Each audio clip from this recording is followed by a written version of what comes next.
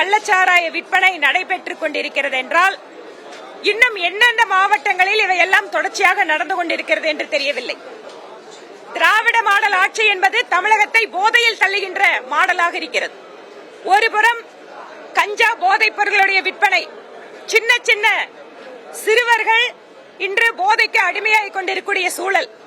இன்னொரு புறம் டாஸ்மாக் வாயிலாக தமிழகத்தில் அதிகமாக விதவைகளை உருவாக்கி கொண்டிருக்கின்ற மாடலாக இந்த அரசாங்கம் இருந்து கொண்டிருக்கிறது.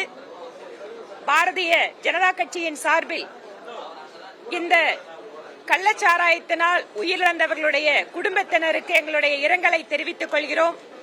இன்று சட்டப்பேரவையில் அவர்களுக்கான இரங்கல் தீர்மானத்தை கொண்டு வந்திருக்கிறார்கள்.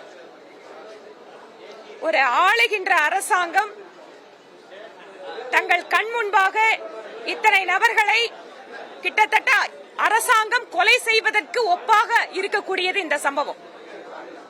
அரசாங்கத்தினுடைய இந்த இயலாமை, அலட்சியம் இவற்றையெல்லாம் நிச்சயமாக மக்களிடம் கொண்டு சென்று சேர்ப்போம்.